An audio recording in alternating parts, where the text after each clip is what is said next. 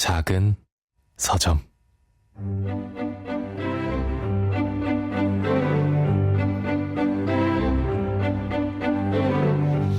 안녕하세요. 작은 서점에서 장강명의 인생책 코너를 맡고 있는 소설가 장강명입니다. 오늘은 어제에 이어서 글쓰기와 말하기로 세상과 소통하면서 100만 독자의 사랑을 받고 계신 강원국 작가님을 모시겠습니다. 최근에 내신 책 다시 사람을 배웁니다에서는 모든 말과 글 뒤에는 사람이 있다고 하셨어요. 잘 익어가는 인생을 위한 인간관계에 대한 공부까지 인생책과 함께 들어보겠습니다.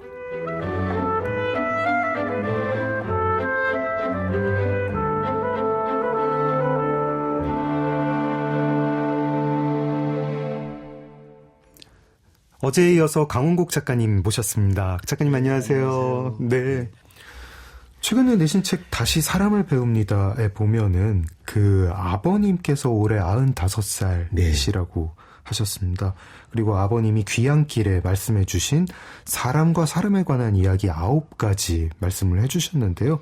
그 얘기가 되게 좋아가지고 그중 떠오르는 몇 가지 지금 소개받을 수 있을까요? 예, 저도 여기 오자마자 이 대본 보고 생각이 하나도 안 나는 거예요.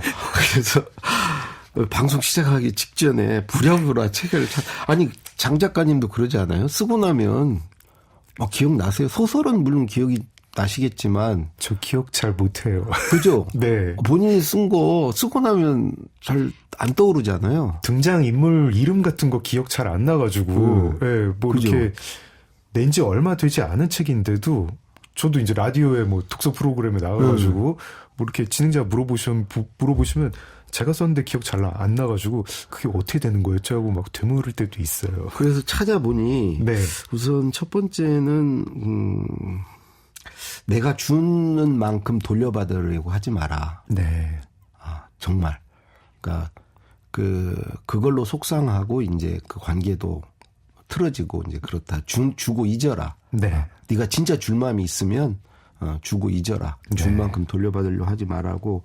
그다음에 이제 좀 약속을 지키라는 겁니다. 간단한 뭐 시간 약속뿐만이 아니고 내가 어떻게 하겠다고 누군가에게 얘기한 거 그거는 그리고 이제 못 지킬 약속은 아예 하지를 마라. 그러니까 네. 약속을 꼭 지켜라. 그다음에 이제 세 번째는 남의 얘기 어디 가서 하지 마라. 이제 그 험담이 됐건 아니면 뭐 그 사람의 어떤 무슨 그 험담이 아니더라도 네. 누가 어쨌다 저쨌다 뭐 네. 누가 이러더라 뭐 이런 남의 얘기를 가급적 삼가해라. 저희가 험담 아니고 그냥 뭐 품평이라고 하는 핑계로 그렇죠. 하게 되죠. 누구를 이렇게 평가하고 뭐 네. 이런 말들. 그 양반은 뭐 어때 뭐 이러면서 제가 네. 이 방송할 때요. 네. 지킨 게 있어요. 어떤 우리 건가요? 담당 PD께서 네. 그분은 워낙 원래가 그런 분이에요. 절대 뒷말을 하지 않습니다. 그러니까 출연했던 분이 이제 나가시잖아요. 가시잖아요. 네. 그럼 딱 보내드리고 둘이 얼굴을 딱 보면은 뭔가 그분에 대해서 얘기를 하고 싶어요. 제가 이 방송에 대한 품평? 네. 저분의 어떤 이제 오늘의 얘기 중에 뭐 재미가 있었던 거, 네. 뭐 여러 가지 저도 후일담. 네. 그 네. 즐겁지 않습니까, 그거? 그게 사실 모르던 분을 되게 압축적으로 그 시간에 이제 읽게 되잖아요. 실제 만나보니까 어떻더라, 뭐 이런 얘기를 하고 싶잖아요. 네. 절대 그 PD가 그거를 안 합니다. 아. 그 사람이 없는 자리에서 그 사람 얘기를 안 합니다. 그래서 저도 할 수가 없었습니다. 입이 딸싹딸싹 했는데 들어주질 않아요. 네. 그래서 그 PD분한테 나도 많이 배웠어요. 없는 자리에서 아무리 좋은 얘기더라도 하지 말자. 그래서 그게 있고 또 하나만 더 말씀드리면 네. 뭐 실력이 좋은 것도 좋고 뭐 다 좋은데 태도가 좋은 사람이 되라. 태도가 좋은 사람이 되라. 그게 하여튼 뭔지는 저도 잘 모르겠는데 그게 뭐 마음 자세인지 아니면 뭐 어떤 실제로 어떤 이게 겉으로 보여주는 어떤 몸가짐 이런 태도인지 아니면 뭐 어떤 보는 관점 시각을 말씀드리면 다 태도지 않습니까? 네. 세상을 보는 태도. 네. 어쨌든 사람을 보는 태도, 그 태도가 좋아야 된다. 뭐 그 밖에도 뭐 여러 가지 뭐 친절한 사람이 되라 뭐 여러 가지 얘기를 하셨습니다. 어렸을 때는 태도의 중요성 잘 몰랐는데 이게 실력보다 더 중요한 것 같더라고요. 제가 누구랑 이제 일할 사람을 고르게 되니까 네. 그럴 때가 생기니까 그러니까 실력이 있는데 태도가 별로인 사람보다 실력이 그렇게 막 탁월하지 않아도 태도가 좋은 사람이랑 같이 일하고 싶은. 뭐 적극적이고 뭐 성실하고 네, 네. 뭐 이런 게 다 태도잖아요. 네. 그러니까 제가 보면 관계는 그 소통으로 만들어지는 것 같고요. 네. 소통은 어찌 보면 말하고 글 쓰고 읽고 듣고 하는 이런 수단에 의해서 이제 소통이 이루어지는데 네. 사실은 방금 우리 진행자님 말씀하신 대로 실제로 어떤 내가 하는 말 그런 것보다 그 뒤에 있는 네. 태도 그게 이제 나이를 먹으니까 그거를 볼 줄 알게 되는 것 같아요. 왜 그러냐면 데이터가 이제 축적이 되니까 태도가 어땠던 사람들이 끝이 어땠다. 어떤 그쵸. 태도는 나를 배신하더라. 그거가 이제 만들어진 거라고 생각해요. 그러니까 자꾸 이제 거기에 눈길이 가고 그 태도를 보게 되는 거죠. 그러니까 젊었을 때는 태도를 볼 수가 없는 게 그 봐도 해석이 안 돼요. 그렇군요. 저런 사람이 나중에 어떻게 나올지 네. 그거를 이렇게 예상할 수 없기 때문에 근데 이제는 지금은 그게 가능해져서 자꾸 태도를 보는 것 같아요. 사람의 속아도 보고 울어도 보고 그렇죠. 네, 도움도 받아보고 하다가 뒤통수도 맞아보고 데이터베이스가 쌓여서 네. 그렇군요. 장강명의 인생책 강원국 작가님과 말씀 나누고 있습니다. 예, 이제 2부에서는 감옥으로부터의 사색 요 책 한 권을 가지고 이야기 나누겠습니다. 너무 유명한 책이지만 작가님 말씀으로 좀 소개를 듣고 싶은데요. 어떤 책이죠?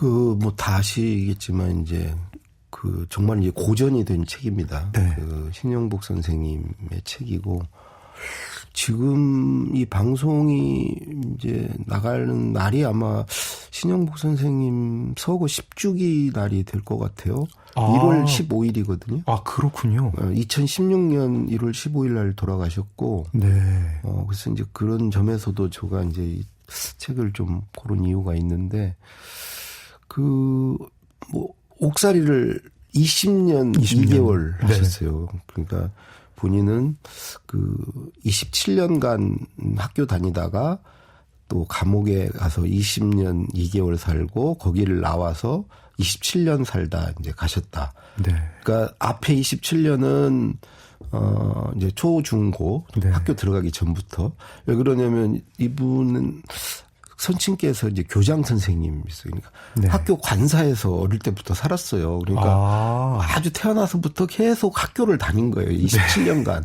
그리고 이제 밀양에서 이제 살다가 부산 상고 가정 형편 부산 상고를 가셨죠. 네. 그리고 서울대 경제학과를 가서 대학원까지. 네. 이게 27년입니다. 그래서 이제 거기서 강사 생활까지 해서 그리고 이제 20년 우리가 보통 감옥도 학교라고 하지 않습니까? 학교 네. 갔다 왔냐? 어느 나라에서나 감옥의 은어가 네. 학교더라고요. 그렇죠. 거기서 20년 아니 이분은 감옥이 진짜 자기 가장 많은 걸 배웠다. 실제로 책을 보면은 그렇게 말씀을 그렇죠? 하시고 한 사람 한 사람이 책이고, 네. 그 학교는 감옥은 학교다 네. 얘기하시는데 그렇게 20년 보내고 그다음에 이제 뒤에 거기를 나와서 이제 성공에 대해서 27년간 교수 생활 네. 그것도 학교죠. 네. 학교 했는데 이 책은 그 뒤에 쓴 뭐 대화나 담론이나 뭐 여러 책들이 처음처럼 여러 책들이 있는데 가장 먼저 쓴 책이죠. 네. 감옥에 계시면서 한 230편의 편지를 네. 썼습니다. 대상은 아버지, 어머니, 네. 그다음에 동생, 네. 형수 씨, 개수 씨. 나는 네. 개수란 말을 여기서 처음 들었어요. 우리는 보통 재수 씨 그러는데. 저도 개수라는 단어도 여기서 처음 들었고요. 처음 들었어요. 하서라는 단어도 여기서 처음 그런 들었어요. 말 많아요. 네. 다 찾아보게 돼요. 네, 뭐 네. 답청 그러면은 답청은 이 봄날에 어디를 산책하는 겁니다. 답청 정도는 그래도 알고 있었는데요. 그렇게 또 저하고 차별화를 하시면 어떡해요. 예. 저의 태도가 문제입니다. 이렇게 좀 튀어보려는 태도. 제가 모른다고 해서 찾아봤다는데 거기서 그 정도는 알았다 그러면. 작가님 답청 모르셨어요? 그런 거는 알았어도 모른 채 하시는 게 진행자로서 도리지. 그거를. 네? 태도를 지적받고 할 말이 없습니다. 어쨌든. 네. 그렇게 이제 심지어 이제 조카들에게도 이제 편지를 한 230편 했어요. 그 서간문. 서한집입니다. 그 이제 편집글들을 모아놓은 책인데 재밌는 거는 이걸 읽어보면은 진짜 형수 씨, 개수 씨한테 많이 했어요 편지를. 동생은 거의 않고 아예 형한테는 한 장도 안 했어요. 그렇네요. 한 장도 없어요 형한테. 왜 그런 줄 아세요? 보니까 사이가 안 좋았나요? 형이 일종의 준 공무원이었어요. 그 전매처럼. 오히려 자기가 이제 옥살이를 하고 있는 자기가 편지를 보내면 오히려 피해가 갈까. 그렇죠. 그런 편지를 그 당시에는 그 연좌제가 있었잖아요. 네. 그래서 이제 그 형에게 피해가 될까봐 한 장도 안 보냈습니다. 형에게는. 그리고 이제 부모님께 쓰고 그럴 때 형의 안부도 묻고 형에게 감사도 표시하고 뭐 여러 가지를 해요. 그래서 이제 형수한테 보낼 때는 형을 약간 디스하기도 하고 형하고 살기 어려우시죠. 뭐 이러면서 디스도 하는데 이 재밌는 것은 이 대상에 따라서 이 톤이 다 다릅니다. 난이도도 다르고요. 아버님한테 할 때는 거의 뭐 국한문 혼용체에 가까운 한자를 많이 쓰면서 하고 조카한테 보낼 때는 뭐 개미와 배짱이 얘기니 뭐 여러 가지 토끼와 거북이 얘기 이런 거 내용도 그렇고 아주 쉽게 그리고 사파를 곁들여 가지고 이렇게 접근을 하고 그야말로 고객 맞춤형이에요. 고객 맞춤형으로 이렇게 보면은 그렇게까지 생각을 못했습니다. 그냥 읽는데 바빠가지고 읽었는데 그러고 보니까 아까 저희가 이제 뭐 하서라든가 개수 이런 말씀도 드렸는데 이제 하서라는 단어도 그 아버님 편지에서만 나왔던 것 같아요. 그렇죠. 아버님. 사전을 찾아보면 하서는 이제 윗사람이 아랫사람한테 보내는 편지, 내려보내는 편지. 그러니까 어머니에게도 꼭 하서라고 그래요. 그렇군요. 하서를 잘 받았습니다. 몰랐어요. 하문 하서 이거 모르셨어요? 몰랐습니다. 하문하시면 답청 외우느라고요. 아니 대통령께서 하문하시면 대통령이 뭘 물으시면 그건 하문이에요. 위에서 내려오는 겁니다. 그렇군요. 진짜 몰랐습니다. 하문은 지금 처음 들어봅니다. 제가 이렇게 높은 분들 근처에 없이 개수는 사전을 찾아보니까 그냥 재수의 다른 말이더라고요. 이건 혹시 뭐 뉘앙스가 다른 건 아니죠? 그냥 뭐 상대를 높여 부르거나 그런 건 아니고 그냥 재수. 그 당시 아무리 옛날이어도 굳이 개수란 말을 쓰셨을까? 근데 그런 단어들이 곳곳에 있습니다. 국어사전을 찾아보게 해요. 그래서 약간 조금 약간 고어 같은 단어가 나오긴 하지만 읽을 때는 어떤 느낌이냐면 굉장히 품격 있다. 이게 진짜 감옥에서 이런 글이 나오는 건가? 그런 생각을 하면서. 진짜 놀라운 게 이제 그 감옥 생활이 사실은 억울한 옥살이잖아요. 이게 아마 통일혁명당 사건이었던 거예요. 그게 68년에 용공 사건으로 가셨던 들어가는데 거고. 사실은 들어가서 통일혁명당이라는 이름을 처음 들어봤어요. 처음 들어보셨다면서요. 그런데 그걸로 잡혀갔어. 그래서 처음에 사형 선고를 받고 거기서 이제 그 당시에는 육군 중이었어요. 육사 교관을 하고 있어서 군법회의에서 이제 사형 선고를 받고 나중에 무기수로 감형이 되고 결국은 이제 딱 20년 2개월 살고 가석방이 1988년, 68년에 들어가서 이제 88년에 이제 나오게 되는데 그 편지에 전편에 흐르는 어떤 분위기가 그런 어떤 억울함과 분노와 이런 게 하나도 없어요. 전혀 없어요. 전혀 없죠. 전혀 없고 약간 오히려 웃긴다는 톤으로 이야기를 한 게 자기가 이제 동네 소풍 갔다가 어느 초등학생 어린이들과 모임을 만들었는데 그거를 이 신문을 받으면서 계속 그 모임이 뭐냐. 그렇죠. 뭐 그런 그게 청맥회였던가요? 그러니까 그 청구회인데 청구회. 청구초등학교 이름을 따서 청구회인데 이게 이제 그 청맥회라는 그 무슨 지하 단체가 있었나 봐요. 그래서 이제 그 청구 청맥회와 어떤 관련이 관련이 있는지 있느냐. 그리고 이 선생님이 이 청구회 노래를 지어줘요. 네. 근데 노래 가사가 좀 약간 그 용공 분위기가 좋다. 아니 그 당시 시대가 그랬어요. 그 네. 시대에는 좀 그렇게 그런 지금으로 보면은 되게 생경하고 네. 막 그런 건데 그 당시에는 그걸 일반적으로 썼던 단어들이고 그런데 이제 그 가사의 의미가 또 뭐냐.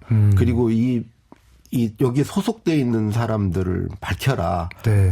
그래서 이제 끝까지 그거는 얘기를 안 쳐. 그냥 이 20대 후반 청년이 그것도 육군 소속의 교관으로 일하면서 있다가 갑자기 이제 끌려가가지고 군법회의에서 사형 선고를 받고 너무나 억울한 일인데 근데 어떻게 이렇게 자기 마음을 이렇게 다스리면서 이런 편지를 쓸 수 잔잔하죠. 있는지. 근데 네.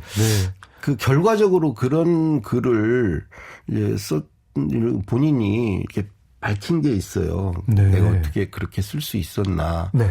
우선 첫 번째는 그 자기와 가장 가까운 혈육 이제 결국은 이제 뭐 부모님과 형 동생에게 편지를 보내는 거 아닙니까? 네. 그분들 마음을 아프게 할까봐. 내가 여기서 이렇게 억울하고 힘들고 뭐 화가 나고 그쵸. 이렇게 살고 있습니다. 이게 네. 그분들이 어떻게 해줄 수 없잖아요. 그 당신들도 아들이 이렇게 사형 선고를 받아가지고 옥살이를 하고 있는데 보내오는 편지마다 막 뭐가 부족하고 뭐가 괴롭고 막 이러면 힘들죠. 내가 왜 이리 됐습니까? 막 이러고 하소연을 하고 네. 이러면 밖에 있는 분이 얼마나 힘들겠어요. 네. 그게 이제 하나 고려가 되고 두 번째는 자기를 이렇게 만든 국가 권력, 그 네. 부당한 권력 앞에 그들이 봤을 때 네. 자기가 이렇게 당당하고 이런 걸 잘 견디는 게 오히려 그들에 대한 이제 그런 거라는 거죠. 내가 막 힘든 모습을 보이면 네. 그들이 얼마나 통쾌해 하겠는 거죠. 이렇게 오히려 담담하게 보이는 게 마지막 자기의 어떤 자존심 같은 거 이제 그런 거죠. 그런 약한 모습을 보이기 싫은 거죠. 그리고 이제 세 번째가 이제 마지막으로 검열. 어차피 써도 밖에 못 나간다. 네. 그래서 검열에 걸리기 때문에 네. 좋은 얘기만 써야 된다. 그래서 이제 그렇게 됐다고 그러는데 저는 이제 그분이 겸손하게 말씀하시는 거고 성정 자체가 그거를 다 소화를 했던 것 같아요. 그 상황을. 이게 저희가 뭐 옥중서신 하면은 떠올리게 되는 그 분위기가 있는데 막 비장하고 뭐 예, 그런 것들이 있잖아요. 뭐 한국에서 보낸 옥중서신이든 아니면 뭐 네루가 쓴 옥중서신이든 간에 막 비장하고 막 뭐 세계의 무슨 뭐 모든 짐을 내가 짊어지고 있고 뭐 이런 게 있는데 그런 거 전혀 없이 김대중 대통령의 옥중서신도 물론 이제 방금 얘기한 그런 것도 관련이 있겠지만 대체적으로 이제 옥중에서 읽은 책에 관한 얘기가 이제 주를 이루거든요. 네. 내가 이런 거 안다, 이런 거 읽었다, 이런 거 한 수 가르쳐 주겠다. 네. 이제 그런 식인데 본인의 사상을 이제 네. 철학을 이분은 설명하시는 그런 계몽 이런 것도 아니에요. 네. 그냥 자아 성찰, 자기 응시. 네. 그다음에 주로 얘기하는 게 이제 관계에 관한 얘기. 관계에 대한 것. 그래서 자기가 여기서 많이 뭘 배웠다, 뭐 이런 얘기고 재밌는 것은 그 편지 글들을 이제 쭉 밖에서 모아가지고 네. 그 영인본이라고 그러죠. 그냥 그 네. 자체를 가지고 책을 만들었어요. 해서, 네. 네. 근데 그 엽서를 보셨는지 모르겠지만은 단 한 자도 고친 흔적이 없습니다. 엽서에서. 그런가요? 230편 엽서에서 단 한 자도 고치는 적이 없어요. 저는 이 글씨 너무 잘 쓰셨다 이런 생각만 잘 썼죠. 했는데 그림도 예. 진짜 잘 그리시고 신용복 선생님 글씨체가 지금 이제 저희가 많이 보는 뭐 그렇죠. 소주라든가 처음처럼. 네, 뭐 이런데 어깨동무체라고 하는 네. 뭐 민체라고도 하고 신영복체라고도 하는데 어쨌든 그런 그렇게 많은 그리고 그 당시에 그 편지를 쓰는 상황이 네. 처음에는 한 달에 딱 한 번 주어졌대요. 엽서 이 관제엽서 분량 딱 그 한 장 네. 분량으로 교도관이 보는 앞에서 시간도 제약을 받고 한 방에 써야 된대요. 그래서 한 달 동안 머릿속으로 쓰는 거예요. 머릿속으로 글을 쓰다 고치고 다 해가지고 외우는 거예요. 그래서 그걸 머릿속에 있는 걸 그대로 옮기니까 네. 이제 저 같으면 이제 컴퓨터로 쓰니까 네. 쓰면서 고치고 그쵸. 막 이런데 이런 식으로 쓰신 게 아니군요. 그러니까 거의 머릿속으로 외워서 완전히 교정 교열을 마친 상태에서 한 방에 그래도 어려워요. 쓰다 보면은 그렇죠. 그죠? 네. 이게 잘못 쓸 수 있잖아요. 네. 근데 그게 단 한 자도 없습니다.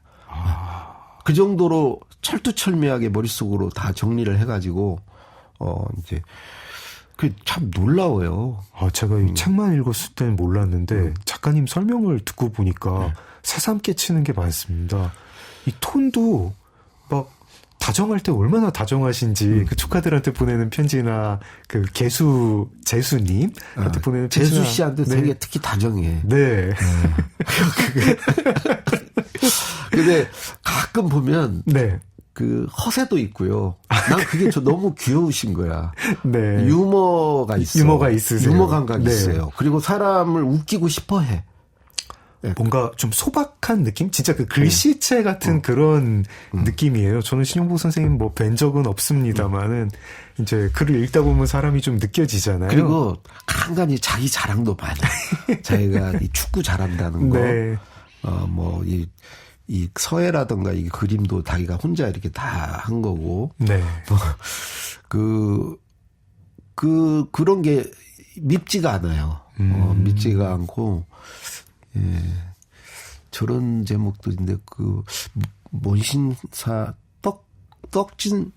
떡신자라는 글도 있네. 떡신자. 그게 뭐냐면, 불교에서 하면 불교 신자가 되고, 네. 기독교 뭐 이렇게 카톨릭 이렇게 그때. 뭐 군대에서 하고 비슷하게 교도소에서도 이제 그 수인들을 위한 종교 행사가 열리는데 그때 꼭 먹을 걸 주니까 이제 그 떡을 노리고 가는 사람들. 그래서 떡신자 네. 뭐 그런 것도 참 너무 솔직하고 네. 소탈하고 이 문장이나 이런 게 정말 약간 고어체 비슷하게 네. 국한문 혼용체 비슷하게 해서 이렇게 문장 되게 아름답고 이렇게 유려한 문장을 이렇게 구사하시기도 하고 네. 어떤 때는 그냥 투박하게 또 이렇게 쉽게 또 풀어 쓰시기도 하고 어쨌든 저는 하여튼 이 책은 그냥 아무데나 펼쳐 읽으시면 됩니다. 그렇죠. 뭐 책이 뭐 단행본 기획이 있어가지고 나온 책이 아니라 서간문을 엮은 책이다 보니까 그러니까 목차를 보시고 네. 궁금한 데를 찾아가서 이거 뭔 내용이야? 이제 그런 목차만 보면 되게 궁금해지는 그런 목차들이 있거든요. 제목들이 네. 이제 그 제목을 찾아가서 읽으시면 되는 책입니다. 네. 감옥으로부터의 사색. 강원국 작가님을 통해서 정말 자세하게 책의 진가가 느껴지게 소개를 들었고요. 여기서 잠깐 노래 한 곡 듣겠습니다. 어제 작가님께서 이제 들으면 눈물 나는 노래 2곡 있다고 하셨는데 네. 그중에 한 곡 임재범의 비상 듣겠습니다. 네. 임재범의 비상 들었습니다. 작은 서점 장강명의 인생책 강원국 작가님과 함께하고 있습니다. 작가님 소개 덕분에 이 책의 진가를 다시 알게 된 것 같습니다. 작가님은 근데 이 책을 언제 어떻게 접하게 되셨나요? 제가 2000년에 이제 김대중 대통령 때 청와대에 가서 그때 이제 김대중 대통령 책을 읽는 과정에서 이제 그때 이제 네. 옥중서신 이런 걸 읽으면서 그때 이 책의 존재를 알았고요. 네. 그때 이제 본격적으로 읽은 것은 제가 이제 어제도 말씀드린 51살에 직장 잘리고 이제 놀다가 취직된 데가 이제 출판사인데 네. 거기에 가서 이 책을 이제 그때 읽게 됐습니다. 그러면은 책이 출간된 때쯤에 읽으신 건 아니군요. 좀 시간 출간이 지나서. 1988년 뭐 그때인데 네. 그런 게 출간이 됐다는 얘기는 이제 그때 듣기는 했고 네. 그때 그랬고 이제 뭐 그때 일부 신문에 뭐 이렇게 좀 공개가 많이 됐죠. 이 네. 서신 중에 일부 서신들이 네. 이제 그렇게 했고 그래서 저는 이제 한참 뒤에 그때 읽게 됐습니다. 책을 읽을 어떤 타이밍 같은 게 있나 봐요. 작가님이 써주신 글에 보니까 감옥으로부터의 사세에게 작가님 인생에 빛을 준 책이다. 그 시기에 딱 빛을 줬다. 이렇게 적어주셨는데 어떤 빛인가요? 그게 이제 어떤 그 책과 인연이 좀 난 있었던 것 같은데 네. 그 두 가지 빛이에요. 하나는 조금 전에도 말씀드렸듯이 그렇게 억울하고 분하고 그런 상황에서도 저렇게 초연하게 평정심을 유지하면서 네. 이렇게 하는 걸 보면서 나는 얼마나 그동안 과분하게 살았나, 많이 누렸나, 네. 얼마나 초과이익을 많이 봤나, 내 가진 거에 비해서, 내 가진 역량과 들인 노력에 비해서 정말로 그건 사실이거든요. 그래서 첫 번째는 어찌 보면 감사하게 됐습니다. 내가 살아온 거에 대해서 이분의 이야기를 읽고 네. 정말 감사하게 됐고, 다른 하나는 일종의 이제 희망 같은 건데, 네. 이분이 그렇게 88년에 나왔을 때가 41년생이시거든요. 네. 그러면 거의 40 후반 아닙니까? 네. 거의 제가 직장 잘렸을 때나 비슷해요. 네. 제가 이제 그런 처지에 있었고. 네. 근데 이분은 그게 시작이었어요. 그때부터 본격적으로 저술 활동과 강연 이런 걸 통해서 신영복이란 이름을 네. 우뚝 세웠어요. 사실 감옥 생활 할 때까지만 해도 누가 알았습니까? 사형 선고를 받았었는데. 네. 네. 그래서 누구나 이렇게 기피하고 기피하는 이름이었었는데 네. 아니 그 나이에 50살이 다 돼서 나오셔가지고 그때부터 본격적으로 시작을 하셨어요. 그리고 참 이런 말씀을 드려도 되는지 모르겠지만 책도 어마어마하게 팔렸습니다. 그렇죠. 인쇄 수입이 엄청나다고 들었었습니다. 그러니까 이제 이분 보면은 이제 나와서 원래 경제학 전공을 하셨는데 네. 성공에 대해서는 경제학 공부를 가르치지 않으셨어요. 이제 동양 철학 주로 하셨는데 네. 그게 이제 감옥 생활 20년 동안 그 혼자 독학을 하신 거예요. 왜 동양 철학이었냐? 네. 들어오는 책이 그러니까 얼마에 한 권씩 이렇게밖에 안 들어와요. 이 서간에 보니까 가지고 있는 책 총수도 5권인가? 이걸 넘으면 안 된다고 나와 있더라고요. 그 본인이 문고도 만들어요. 그것도 막 자기 자랑이야. 이 감옥 안에서 네. 이렇게 문고를 또 언더에서 만든 거예요. 그래서 네. 이제 누가 어떤 책을 갖고 있고 자기가 머릿속에 다 있는 거야. 그래서 이렇게 책을 돌려보게 하고 막 자기가 이런 걸 했다는 거를 네. 되게 이렇게 자랑스럽게 생각을 이제 하신 어린애 같은 그런 마음이 있으신데, 그러니까 제약이 있으니까 네. 책을 몇 권을 이렇게 묶어서 넣어달라 이런 요구도 하고요. 네. 밖에 계신 분한테. 그것보다는 주로 이 논어라든가 이런 책은 한 권으로 한 1년 볼 수 있잖아요. 그렇죠. 그러다 그래서 보니까 동양 철학을 침투를 하신 거예요. 그러니까 오래 볼 수 있는 책을 자꾸 찾다 보니까 네. 이제 동양 철학에 빠지게 되고 결국 그거 가지고 그야말로 그 뒤에 한 27년 동안 이제 성공에 대해서 교수를 하시지 않습니까? 그것도 엄청 인기 강사에 네. 수강 늘 제일 먼저 마감이 되고 약간 성공회대 하면은 신용복 선생님 이렇게 떠오르는 수준이 됐었죠. 그 이재정 옛날 통일부 장관이 네네네. 총장 있을 때 이제 부르셨다는데 그 당시만 해도 성공회대란 이름이 거의 없던 때예요. 일반 대중이 그 대학의 존재를 잘 모르던 시절이에요. 그랬던 80년대 후반. 네. 근데 이제 신영복 선생이 가시고 그 뒤로 계속 또 어떤 진보 학자들이 네. 이제 줄줄이 많이 가셨어요. 가셔서 네. 지금은 성공회대 다 알고 약간 이제 시민사회에서의 위치가 성공회대의 위치가 다른 대학 같지 않죠. 그렇죠. 네. 그런데 어쨌든 그 나이에 새롭게 시작해서 어떤 일가를 이루신 거 아닙니까? 그게 내가 그거 참 나도 늦지 않았구나. 작가님한테는 이게 1980년대 후반에 읽은 게 아니라 2000년대에 읽은 게 오히려 더 각별하게 다가왔겠네요. 그리고 또 하나는 이제 어떤 거냐면 이분이야말로 자기 빛을 발하신 분이에요. 그러니까 일종의 발광체로 사신 분이에요.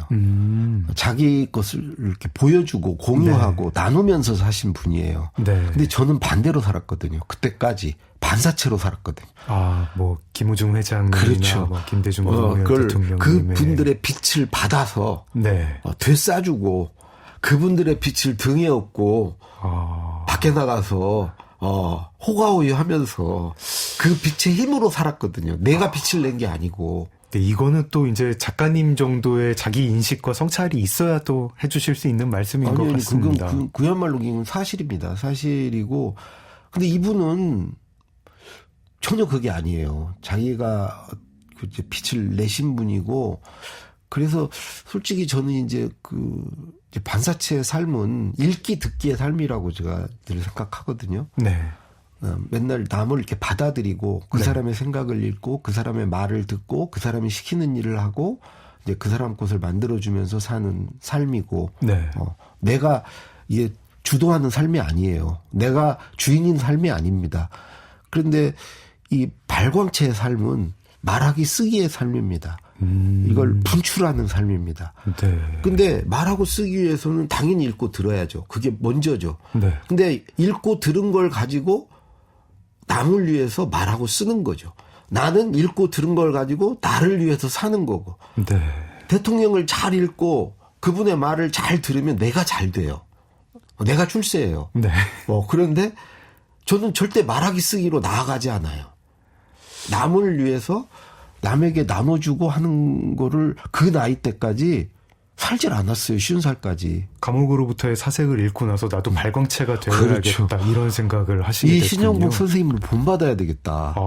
자기를 태워서 빛을 내서 어두운 곳을 비추고 그 추운 곳에 어떤 따뜻한 온기를 나누고 이런 거 아닙니까? 이분이? 지금은 이제 작가님으로부터 그런 빛을 받아가지고 나도 글 써야겠다. 나도 말을 이렇게 해야겠다. 그런 독자들 굉장히 많을 겁니다. 아니요. 작가님, 그 감옥으로부터의 사색에서 네. 가장 인상에 남은 대목이나 구절 혹시 소개해 주실 수 있을까요? 구절은 뭐 재밌는 것 참 많은데 네. 예를 들면 늙은 목수 얘기 나오지 않습니까? 네. 땅바닥에다가 집을 이렇게 그리는데, 예. 자기는 늘 이제 지붕부터 그렸는데, 네. 이분들은 주떨부터 놓더라, 이 늙은 목수는. 네. 당연히 집을 지어본 사람은 주춧돌 놓고 기둥 세우고 석가래 올리고 지붕을 얻는데, 네. 자기는 평생을 지붕부터 그려왔다. 신영복 선생님이 이제 자기가 교도소 가기 전에 어떤 뭐 경제학 공부한 것 그런 것도 어떤 관념적인 이야기였다. 그렇죠. 관념. 네. 그리고 또 뭐 젊은 청년 얘기 나오죠. 그 청년이 그 돈이 없어서 이제 사회에 있을 때 피를 팔고 매열했다. 네네네. 자기가 물을 있죠. 많이 먹고 피를 팔았다. 네. 그렇게 해서 더 많이 팔려고. 피를 팔기 전에 물을 많이 먹고 판 게 자기가 이제 양심에 걸려가지고 사실은 상관없는데. 예, 그렇죠. 네. 그래서 그 당시 이제 신영복 선생이 이렇게 젊은 청년도 그 양심이라는 게 있어서 네. 그 양심을 꺼리껴서 저러는데 나이 먹고 사회에서 잘 나가는 사람들이 저 청년만큼의 양심이 있는가 뭐 그 얘기도 되게 마음에 와닿았고요. 결정적으로는 네. 청구의 추억입니다. 청구의 추억. 아까 저희가 잠깐 이야기했던 청구의 이야기. 네, 해주십시오. 이 책 다 안 읽어도 좋고요. 이 책의 거의 처음 부분에 나오는데 네. 청구의 추억이라는 꼭지가 있습니다. 그게 네. 어떤 내용이냐면 이분이 이제 숙명여대 강사를 하던 시절인데, 그러니까 네. 1968년에 잡혀가는데. 이 청구의 추억은 1966년의 얘기입니다. 잡혀가기 네. 2년 전 얘기인데 네. 그 서울대 문학회 초청으로 저 서울에 있는 서운흥에 네. 이제 놀러 갑니다. 연신내에 있죠. 네. 제자들하고 네. 그 가는 길에 네. 청구 초등학생 6학년 6명 을 만나게 돼요. 걸어가는 길에. 네. 어디 종점에서 내려가지고 한 1시간 넘게 걸어가는데 네. 이 친구들을 처음 만납니다. 네. 아주 남루한 복장에 자기들 먹을 것을 이렇게 갖고 가는데 냄비를 가져왔어요. 네. 가져오고 근데 가져온 게 그때 감자인가 뭐 그것밖에 없어요. 근데 그렇게 이제 그 친구들 또 놀러 가는 소풍 가는 길이에요. 거기서 네. 만났는데 처음 말 거는 것부터 인상적이에요. 그러니까 보통 사람은 너 이름이 뭐니? 이렇게 물으면 안 된다는 거예요. 네. 백발백중 실패한다는 거야. 어린애들이 콧방귀도 안 낀대. 그래서 자기가 이제 물었던 게 여기가 서운흥 가는 길 맞냐? 네. 자기는 다 알고 있었는데 애들이 그러니까 이제 우쭐하게 이제 자기들이 막 얘기할 기회를 주는 거죠. 그렇게 말을 걸기 시작해서 이제 그 서운흥에 가서 이제 뭐 씨름도 하고 뭐 이렇게 즐깁니다. 한때를. 네. 되게 이상한 게 그 서울대 나름 그 당시에 엘리트 청년들과 네. 그 아이들은 정말 돈이 없어가지고 버스비가 없어가지고 그 가난한 아이들이 초등학생 아이들이 한참 걸어가지고 서운흥에 왔는데 소풍 가서 만났다는 이유만으로 거기서 그렇게 20대 청년들이랑 초등학생 아이들이 그러니까 같이 신영복 놀고. 선생님도 20대였는데 네네. 아무리 강사였지만 20대 후반이었는데 거기서 이제 재밌는 게 그 제자 중에 한 명이 씨름을 하자고 그래서 연거푸 이겨요. 그것도 자기 자랑이야. 신영복 선생님이 은근히 두 씨름에 번은 뭐 배지기로 잘하신다고? 이기고 다 네. 한 번은 뭘로 이겨. 네. 그거를 국민학 이게 그 6명이 지켜본 거야. 네. 그걸 의식을 한 거야 선생님이. 네. 이게 이제 자기가 우쭐했던 거야. 그래 딱 이기고 나서 애들한테 가요. 네. 여기서 이제 그 싸운 거 이렇게 맛있는 거 가지고 가서 애들 주면서 이제 자기가 이긴 거를 이렇게 좀 가서 이제 으쓱해 하면서 그렇게 해가지고 애들하고도 이제 뭐 씨름을 하고 이렇게 놀고 주소를 교환하고 헤어집니다. 그리고 네. 나서 이 아이들 중에 3명이 숙명여대에 편지를 보내요. 네. 근데 3명의 편지가 똑같아. 그러니까 지들끼리 모여가지고 이제 네. 쓴 거야. 그래서 이 사진을 한 장 찍었는데 이제 그 사진을 좀 받을 수 있냐 아이들이 그랬는데 네. 그 사진이 안 나왔어. 빛이 들어가가지고 네. 사진이 없어. 그러니까 이제 이 선생님이 미안하고 하니까 그 토요일 날 5시에 그 장충동 그 거기서 만나자. 네. 그 거기서 만나자 해서 그걸로 인해서 이제 2년간 만나게 돼요. 매월 마지막 토요일 날. 네. 토요일 날 만나는데 그 만날 때마다 이 선생님이 책을 선물했어요. 네. 그 책을 그 한 달 내내 읽는 거야. 그러니까 어찌 보면 매주 만난 거나 진배 없어요. 그리고 만날 때마다 이제 이 아이들이 1원씩인가 내서 뭐 6원이 되고 선생님이 10원으로 네. 만들어주고 뭐 해가지고 왜 그러면 중학교 갈 돈이 없거든, 이 친구들이. 굉장히 동화 같은 이야기예요. 대학 강사가 소풍을 갔다가 가난한 초등학생을 만났는데 그게 인연이 돼가지고 매달 만나면서 모여가지고 재밌게 놀고 얘기하고 책 읽고 뭐 맛있는 거 사주고. 뭐 동네 청소 같이 하고 뭐 청소도 예. 시켜, 청소도. 청소를 이제 네. 걔들은 문화동이라는 데 사니까 선생님만 네. 사는 동네가 다르니까 네. 문화동에 청소하라 그러고 이제 뭐 했건이 믿는 거예요. 하여튼 네. 그렇게 하다가 어느 날 갑자기 잡혀가죠. 네. 그래서 잡혀가서 서양성보를 받고 막 고초를 겪는데 제일 먼저 생각난 게 이 아이들이야. 이 아이들이 얼마나 실망을 했을까. 네. 갑자기 아무 이유도 없이 안 나오는 선생님 나에 대해서 얼마나 불신. 이게 뭐 지금처럼 뭐 휴대폰이 있는 시대도 아니고 그쵸. 뭐 인터넷으로 검색할 수도 없고 아니 가족도 어디 잡혀갔는지를 모르던 그런 시대인데 이 아이들이 어떻게 알았겠어요. 그러니까 이 선생님이 우리를 배신했구나. 그렇게 상처받았겠구나 하는 마음에서 쓴 글이 바로 이 청구의 추억입니다. 나는 이 글을 보면 재밌는 게 이 얘기가 나와요. 그 6명에서 2명이 어디로 전학을 가요. 네. 네? 그러니까 2명을 채워야 하잖아요, 결혼을. 네. 그러니까 아이들에게 2명 왜 안 채우냐. 그러니까 애들 4명이 뭐라고 그러냐면 요즘 좋은 애들이 없습니다. 좋은 애 구하기가 힘듭니다. 네. 요즘 얼마나 웃기는 얘기. 이 선생님이 그 얘기를 넣으면서 아마 그 엄혹한 상황에서 속으로 웃으면서 그 썼을 거예요. 네. 지들이 어른스럽게 얘기를 하는 거예요. 요즘 좋은 애 구하기가 어디 쉬운 줄 아십니까? 우리같이 이렇게 좋은 애들 없어요. 이런 투로 애들이 얘기를 한 네. 거야. 결국은 채우죠, 2명을. 채우는데 2명 만나는 장면도 4명이 왔는데 저 2명이 전봇대 뒤에 숨어 있어요. 네. 귀여워. 부끄러워가지고. 그래서 이제 나중에 선생님이 이제 만나서 이제 그렇게 하자 그러니까 애들이 막 엄청난 시험을 막 합격한 것처럼 그렇게 그런 표정 묘사 막 이런 게 너무 재밌어요. 한 번은 이 아이들 만나러 가는 길에 육사생도들 데리고 한 번 데리고 가죠. 네, 이화여대. 이화여대생들이랑. 그러니까 육사생도는 이화여대 때문에 왔고, 네. 이화여대 육사. 근데 이제 거기에 6명 아이들이 끼어든 네. 거죠. 아이들이 그 육사생도를 보고 그 찰나한. 그리고 또 얼마나 모습에. 재밌어요. 이 육사 교관을 할 때 이제 중이었거든요. 네. 제복을 입고 온 거야, 어느 네. 날 애들한테. 근데 지나가던 군인이 경례를 한 거야. 네. 이 중이한테.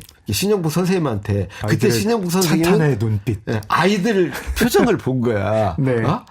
그게 얼마나 섬세하고, 근데 난 그런 걸 다 기억하고 있다는 그걸 그 장소도 알고 다 알아요.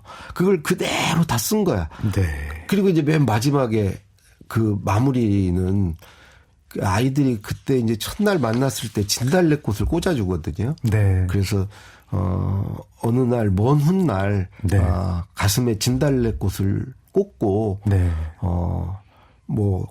어디를 소흥에 걸어가서 걸어오고 천천히 걸어가서 천천히 걸어오고 싶다. 이게 마지막이거든요. 그러면서 이분은 이 글을 쓰면서 구원을 받았다. 네. 그 힘든 상황에서 그 추억을 되새기면서 내가 다시 살아갈 용기를 얻었다. 그런 말을 하시거든요. 이게 약간 뭐 조지 오웰의 뭐 이렇게 에세이 중에 되게 막 유명한 것들 뭐 코끼리를 쏘다 뭐 이런 것처럼 신영복 선생님의 이 천구의 추억 이 딱 요 한 편만 이 에세이로서 굉장히 길이 남을 것 교과서에 같은. 실려야 돼요. 이미 실렸을걸요? 그래요? 아마 제 생각에는 실려 있을 것 같은데 안 실렸으면 정말 실려야 되는 책이고 뭐 외국에서 한국어를 배우는 학생들한테 그렇게 소개를 해줘도 좋을 그런 에세이인 것 같아요. 많은 분들이 감옥으로부터의 사색에서 제일 인상적인 구절로 여름 징역은 바로 옆 사람을 증오하게 만든다.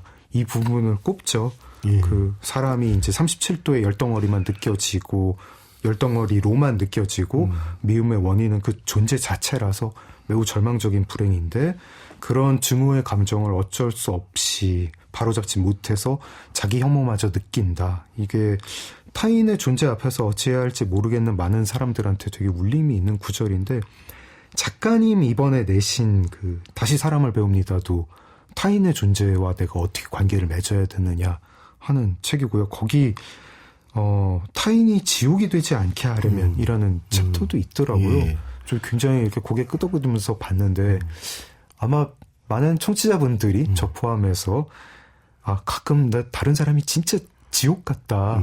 내 절망과 불행과 분노의 근원이 타인에 있다. 혹은 타인과 나와의 관계에 있다. 이렇게 생각을 할 것 같습니다. 뭐 작가님 좀 그런 때 저희 어떻게 해야 될까요? 아니 뭐 제가 거기에 답을 드리기보다는 우리 신영복 선생님은 시종일관 존재론과 관계론 얘기를 해요. 존재론은 나는 생각한다, 고로 존재한다. 그리고 존재론이 이제 쭉 강조되어 왔다는 거죠. 근데 그 존재론은 해답이 안 된다는 거죠. 존재론이 강조될 때 누구를 정복하고 지배하고 뭐 이렇게 합병하고 뭐 이런 그런 게 계속되어 왔고 결국은 이게 서로 화합하고 공존하고 이런 관계를 통해서 이걸 풀어가야 되는데 그렇게 이제 화의부동 이 얘기를 화동론을 이제 강조를 하지 않습니까? 어울리되 같아지지 마라. 같아지는 게 결국은 존재론입니다. 복속시키고 그런 거고 한쪽이 완전히 이렇게 집어삼키면 그게 이제 동이죠, 동. 네. 이제 화가 이제 바로 이렇게 공존하고 통합하고 화해하고 이런 건데 결국은 이제 뭐 미워하는 사람, 나와 다른 사람 뭐 그런 관계 때문에 힘들죠. 어딜 가나 이제 그런 사람은 있기 마련이고. 이제 그런 경우에도 결국은 이제 화의부동해야 되는 거죠. 화의부동으로 풀어야 되는 거고. 그래서 이분은 우리 인생의 모든 기쁨과 슬픔은 다 관계에서 비롯되고 결국은 우리의 삶은 어떤 사람과의 관계다. 관계가 가장 중요하다. 이렇게 얘기를 하면서 이렇게 얘기를 합니다. 그러니까 내가 서려면 남을 세워줘야 되고 내가 싫은 것은 남에게 시켜서도 안 되고 네. 그게 이제 이분 관계론의 핵심이에요. 그러니까 내가 만약에 남을 도와준다. 그거는 내 존재 기반을 더 강화하는 거라는 거예요. 네. 남을 도와줘서 관계가 좋아지는 게 나에게 이득이다. 네. 그러니까 나라는 사람은 관계 안에서만 존재할 수 있다. 이런 얘기를 그냥 관념적으로 하면 참 울림이 없을 텐데 이 서간문 형식으로 그렇죠. 구체적으로 소박하게 말씀해 거기다가 이 주시니까 천국의 추억 같은 걸 얘기하면서 얘기를 하니까 네. 관계만이 구원이다. 그래서 결국은 이제 그렇게 이 타인이 지옥으로 느껴지지 않으려면 이분이 얘기하는 이제 그런 관계로 나아가야 되는 거죠. 쉽지 않겠지만 결국 답은 화이부동. 네. 네, 알겠습니다. 작은 서점 장강명의 인생책 강원국 작가님과 함께하고 있습니다. 작가님, 저희가 게스트 오시면은 꼭 드리는 질문이 있습니다. 공통 질문인데 하루 일과가 어떻게 되시나요? 뭐 매일 꼭 지키는 어떤 의식 뭐 이런 게 있으신가요? 저는 뭐 하루 종일 아내랑 있고요. 저 어디 나가는 데 없고 만나는 사람도 거의 잘 안 만납니다. 안 만나고 이제 아내랑 하루 종일 있는데 네. 그래도 이제 일은 해야 되니까 이제 글을 쓰러 갈 때도 글 쓰기 싫거든요. 그때 늘 하는 저의 루틴은 작가님 여전히 싫으세요? 작가님조차? 당연하죠. 그렇구나. 싫고 네. 정말 싫죠. 그런데 딱 저는 무조건 써지는 루틴이 있어요. 어떤 건가요? 저는 청아를 한 병 마시면 무조건 씁니다. 네. 그래서 저는 딱 이렇게 쓰기 싫을 때 뻘떡 일어나서 편의점 가고 청아 사고 마시고 그 상태로 카페에 가고 카페에서 커피 시키고 안경을 닦으면 그 다음으로 씁니다. 무조건 써요. 그 술을 드신 다음에 뭐 이렇게 더 마시거나 뭐 한 병 딱 그렇죠. 혼자 딱 한 병 요것만 마시고 혼자 마시고 네. 바로 그 상태로 카페에 가서 커피 시키고 딴짓 안 해요. 핸드폰 보거나 뭐 인터넷 검색 안 합니다. 그냥 안경을 딱 씁니다. 네. 그러면 딱 어느 시점이 되면 딱 쓰고 싶은 마음이 올라오고 쓰고 싶은 어떤 의욕, 자신감 이런 게 올라와요. 그때 노트북 딱 열고 쓰면 써집니다. 약간 좀 배수진 치는 것 같은 그런 느낌인가요? 내가 이걸 한 병을 마시면 이 술을 한 병을 마시면 얘는 딱 이렇게 학습이 돼 있어요. 청아를 마시면 그 다음은 쓰는 거다. 그래서 그냥 친구랑 일식집에서 청아를 마셔도 막 글을 쓰고 싶어요. 정말로. 약간 이 조건화가 된 거군요. 심리학자들이 얘기하는. 뭐 글을 쓰고 싶다니까요. 청아가 들어가면은. 알겠습니다. 작가님 이제 계획도 좀 듣고 싶은데요. 저희가 계획. 인생이 길다는 이야기를 어제도 했고 신용복 선생님도 저희에게 가르쳐 주셨고 이제 앞으로 계획 좀 어떠신가요? 글쎄요. 제가 이제 올해 벌써 이제 64살이거든요. 이제 저는 이제 65가지 사회생활을 해야 되겠다. 돈을 벌어야 되겠다. 더 오래 하셔야죠. 작가님을 기다리는 독자도 많고 청중도 많은데. 아니요. 갈수록 없어지는 것 같고요. 더 비참해지기 전에. 100만 명 독자가 있는 분은 이렇구나. 이런 여유가 있구나. 서서히 좀 이제 어찌 보면 하드랜딩 아니고 이렇게 좀 서서히 착륙하는 거. 네. 그래서 좀 뭐 다른 걸 뭘 할 수 없을까. 그래서 뭐 아내랑 어디 뭐 제주살이 같은 걸 한다든가 뭐 좀 그렇게 해서 그런 거의 시호를 다 한 것 같아요. 지금 이 생활이 한 거의 15년 이제 내년이면 딱 15년 되거든요. 네. 할 만큼 했고 그래서 좀 다르게 또 살아보고 싶습니다. 이 전업 작가의 생활은 이제 15년으로 마무리를 하고 또 다른 더 이상 쓸 것도 방식으로. 없어요. 정말 이제는 쥐어짜고 해서 이제 다 써서 쓸 것도 없고 할 말도 이제 별로 새로운 것도 없고. 근데 이제 저희들이 다 그렇게 인생을 좀 디자인을 해야 되는 때가 오는 것 같습니다. 15년, 10년, 20년 뭐 이런 단위로 어떤 모드로 살았다가 혹은 또 뭐 어떤 역할로 살았다가 이러면서 또 후배들한테도 자리도 내주고 기회도 줘야 되고 네. 그러려고 합니다. 작가님 가신 길 보면서 열심히 쫓아가겠습니다. 네, 작은 서점 장강명의 인생책 말과 글을 공부하는 강원국 작가님과 함께했습니다. 작가님 어제 오늘 말씀 너무 잘 들었습니다. 아, 저도 재밌었습니다. 즐거우셨다니 저 네. 너무 뿌듯합니다. 네. 강원국 작가님 보내드리면서 저도 함께 인사드리겠습니다. 지금까지 소설가 장강명이었습니다. 감사합니다.